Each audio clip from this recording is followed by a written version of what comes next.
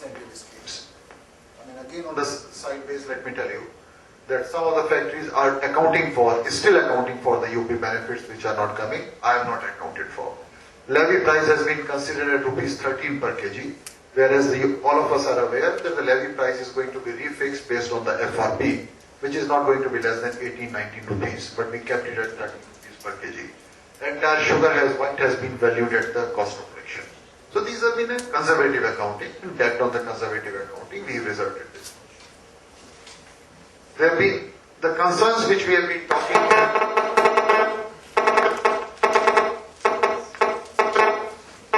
Certain concerns about the company. One of them is the low cane availability that we have taken care by fixing the raw. We have been talking about the restriction of the raw sugar processing in Uttar Pradesh, that we have taken over for timely shifting the raw sugar from the port. In spite of doing so much of processing at the factory, my raw sugar at the port is one of the least. We talked about the rising cane and raw sugar prices.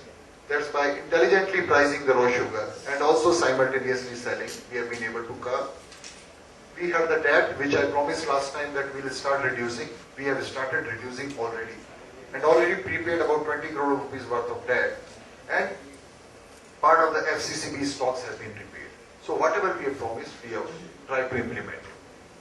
This is the shareholding pattern, just for the academic interest. On the Kandla refinery, there's a new announcement which we are making today. We thought that India is going to be having the structural shortage of the sugar.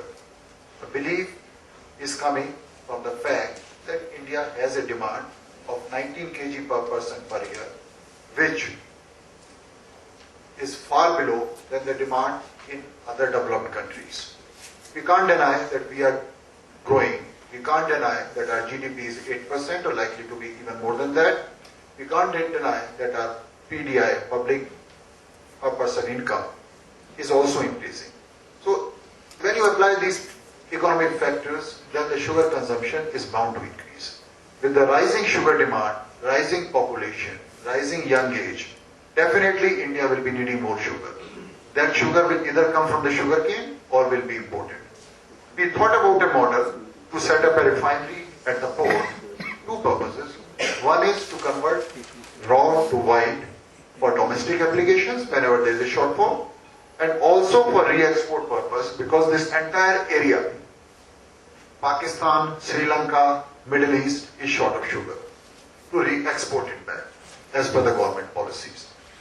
Last but not the least, whenever India has a surplus, you remember last time Maharashtra factories have exported a lot of raw sugar, convert that raw into white and export it. So as a business model, it's emerging well, and we thought that it's a better proposition to further invest the money into the cane crushing capacities. So that's the business line which we decided. A greenfield refinery of about 180 crore rupees of investments slated for commissioning in 2011 mid. So in next 14-15 months time, we should be able to start it. 1,000 ton capacity and 300,000 tons of annual white sugar production. So 3 lakh tons of sugar means at about 35 rupees a kg, 700 crore rupees of business line. So this 700 crore rupees we are adding by investing 180 crore rupees, which is almost equivalent to the 3 sugar plants, cane crushing plants in UP.